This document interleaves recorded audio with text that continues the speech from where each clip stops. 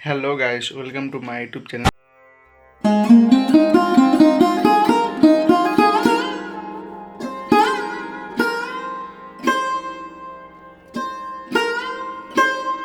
আমরা ওয়ালে প্রথমে চক দিয়ে ড্রয়িং করেছি, তারপর কালার দিয়ে ফাইনাল ড্রয়িংটা করছি।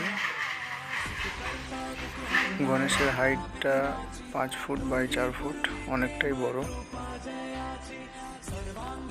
আমি একটু দূর থেকে আপনাদেরকে দেখাচ্ছি পুরো ড্রয়িংটা কেমন হয়েছে। ড্রয়িংটা আমার পুরো কমপ্লিট। তো কিছু ছোট ছোট ছিদ্র দেখতে পাওয়া যাচ্ছে, তো ওটা চিপিং করা হয়েছে, মানে একটু হাতুড়ি দিয়ে। তো চিপিংটা করলে একটু মশলাগুলো ভালো ধরে, তার জন্য করা হয়েছে। আর দেখতে পাচ্ছ ছোট্ট একটা মাচাও করা হয়েছে, সেটা নিজেই করেছি। এটা সিমেন্ট দিয়ে মশলা মাখানো হয়েছে। অনেক আগে কাজ শুরু হয়ে গেছে, আমি প্রথম থেকে ভিডিওটা করতে পারিনি কিছু কারণবশত।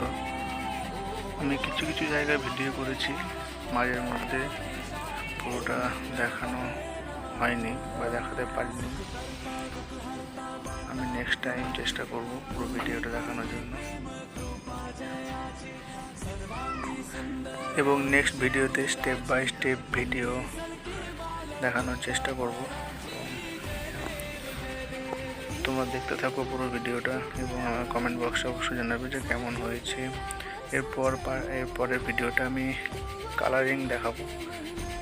এটা জাস্ট সিমেন্ট বালি দিয়ে তৈরি হচ্ছে, তো ভিডিওটা অনেক বড় হয়ে যাবে, তার জন্য আমি কালারটা এখন দেখাইনি। পরে ভিডিওতে আমি কালারটা দেখাবো সুন্দরভাবে, স্টেপ বাই স্টেপ কী কী কালার ব্যবহার করছি। তো এখন এই অবধি কাজটা হয়েছে, এখনও অনেক কাজ বাকি আছে।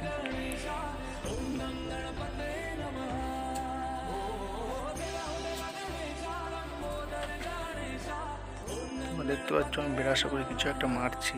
এটা কিছুই না, শুধু এটা সিমেন্ট দিয়ে জল দিয়ে একটা ঘোলা বানানো হয়েছে, সেটা মারছি একটু প্লেন করার জন্য।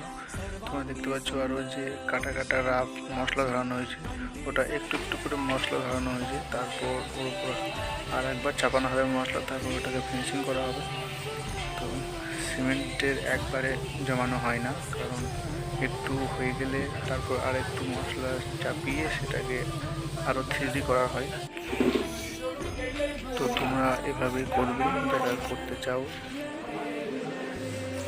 আমার আরও ভিডিওগুলো আছে স্টেপ বাই স্টেপ, সেই ভিডিওগুলো ফলো করতে পারো, এবং পার্ট টু পার্ট দেখানো হয়েছে।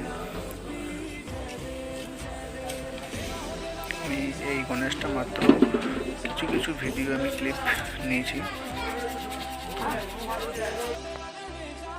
এটা মুকুটটার ডিজাইন হচ্ছে আস্তে আস্তে। আমার অনেকটা কাজ কমপ্লিট হয়ে গেছে, পুরো কাজটা কমপ্লিট হয়ে গেছে, চোখটা ফোটানো হয়ে গেছে। তো তোমরা এখানে দেখতে পাবে গয়নাটা হয়ে গেছে। আমরা তারপর দিন সকালে চলে এসেছি, পুরো গণেশটা কমপ্লিট। তারপর দিন সকালে এসে আমরা পুরো গণেশটাকে জল দিয়ে ভিজিয়ে দিয়েছি, কারণ সিমেন্ট বালি দিয়ে তৈরি, তো জল না দিলে ফেটে যাবে। তার জন্য আমরা পুরো গণেশটাকে আগে জল দিয়ে দিচ্ছি। এরপর যেখানে যেখানে একটু রাফ সেখানে একটু ঘোলা মেরে দিচ্ছি। ঘোলা কীভাবে তৈরি হয় আমি বলে দিলাম এর আগের ভিডিওতে, যে জল আর একটু সিমেন্ট দিয়ে একটু মোটা করে বানিয়ে পুরো গণেশটাকে মেরে দেওয়া হয়েছে, তাহলে একটু ফিনিশ লাগে, মানে প্লেন ভাবটা আসে, তার জন্য ঘোলাটা মারা। তো আমরা সাইডে একটু এফেক্ট দিয়েছি, দেখতে পাচ্ছ চারি সাইডটা।